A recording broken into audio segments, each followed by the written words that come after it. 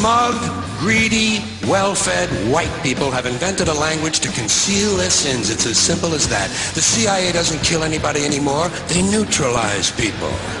Or they depopulate the area. The government doesn't lie. It engages in disinformation.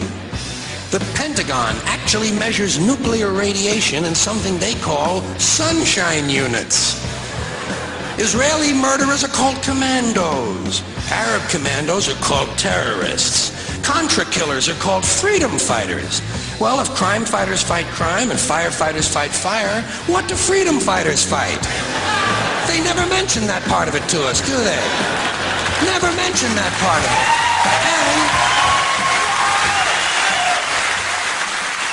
And a lot of institutions in this country want to control your language, tell you what you can say and what you can't say. Government wants to tell you some things you can't say because they're against the law, or you can't say this because it's against the regulation, or here's something you can't say because it's a secret.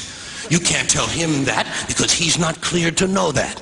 Government wants to control information and control language because that's the way you control thought. And basically that's the game they're in. Same with religion. Religion is nothing but mind control. Religion is just trying to control your mind, control your thoughts. So they're going to tell you some things you shouldn't say because they're sins. And besides telling you things you shouldn't say, religion's going to suggest to you some things you ought to be saying. Here's something you ought to say first thing when you wake up in the morning. Here's something you ought to say just before you go to sleep at night. Here's something we always say on the third Wednesday in April after the first full moon in spring at 4 o'clock when the bells ring. Religion is always suggesting things you ought to be saying. Same with political groups of all kinds. Political activists, anti-bias groups, special interest groups are going to suggest the correct political vocabulary, the way you ought to be saying things, and that's where the feminists come in. Now, as I said, I got nothing against the feminists. In fact, I happen to agree with most of the feminist philosophy I have read. I agree, for instance, that for the most part, men are vain, ignorant, greedy, brutal assholes who've just about ruined this planet, who've just about ruined this planet because they're afraid someone might have a bigger dick out there somewhere. Men are basically insecure about the size of their dicks, and so they go to war over it.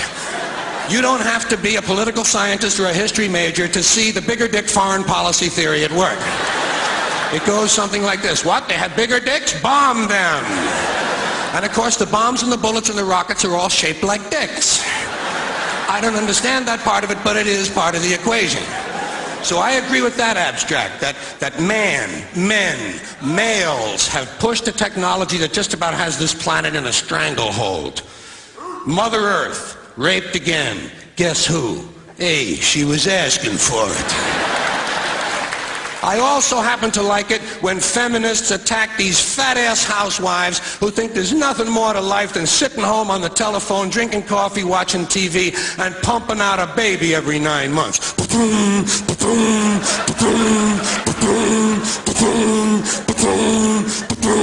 Will 7 be enough, Bob?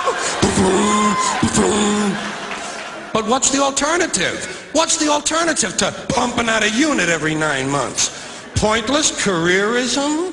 Pointless careerism? Putting on a man-tailored suit with shoulder pads and imitating all the worst behavior of men? This is the noblest thing that women can think of? To take a job in a criminal corporation that's poisoning the environment and robbing customers out of their money? This is the worthiest thing they can think of. Isn't there something nobler they could do to be helping this planet heal? You don't hear much about that from these middle-class women. I've noticed that most of these feminists are white middle-class women. They don't give a shit about black women's problems. They don't care about Latino women. All they're interested in is their own reproductive freedom and their pocketbooks. But when it comes to changing the language, I think they make some good points. Because we do think in language. And so the quality of our thoughts and ideas can only be as good as the quality of our language. So maybe some of this patriarchal shit ought to go away. I think spokesman ought to be spokesperson. I think chairman ought to be chairperson. I think mankind ought to be humankind. But they take it too far. They take themselves too seriously. They exaggerate. They want me to call that thing in the street a personhole cover. I think that's taking it a little bit too far. What would you call a ladies' man? A person's person? That would make a he-man an it person. Little kids would be afraid of the boogie person. They'd look up in the sky and see the person in the moon. Guys would say, come back here and fight like a person, and we'd all sing for It's a Jolly Good Person. That's the kind of thing you would hear on Late Night with David Letterperson. You know what I mean? So,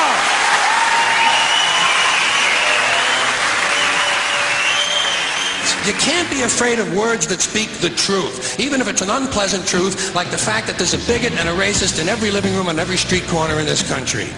I don't like words that hide the truth. I don't like words that conceal reality. I don't like euphemisms or euphemistic language. And American English is loaded with euphemisms because Americans have a lot of trouble dealing with reality. Americans have trouble facing the truth. So they invent a kind of a soft language to protect themselves from it. And it gets worse with every generation. For some reason, it just keeps getting worse. I'll give you an example of that. There's a condition in combat. Most people know about it. It's when a fighting person's nervous system has been stressed to its absolute peak and maximum, can't take any more input. The nervous system has either snapped or is about to snap. In the First World War, that condition was called shell shock. Simple, honest, direct language. 2 syllables. Shell shock. Almost sounds like the guns themselves. That was 70 years ago. Then a whole generation went by, and the Second World War came along, and the very same combat condition was called battle fatigue. 4 syllables now. Takes a little longer to say. Doesn't seem to hurt as much. Fatigue is a nicer word than shock. Shell shock. Battle fatigue. Then we had the war in Korea in 1950. Madison Avenue was riding high by that time, and the very same combat condition was called operational exhaustion. Hey, we're up to 8 syllables now. And the humanity has been squeezed completely out of the phrase. It's totally sterile now. Operational exhaustion. Sounds like something that might happen to your car. Then, of course, came the war in Vietnam, which has only been over for about 16 or 17 years. And thanks to the lies and deceit surrounding that war, I guess it's no surprise that the very same condition was called post-traumatic stress disorder. Still 8 syllables, but we've added a hyphen. And the pain is completely buried under jargon.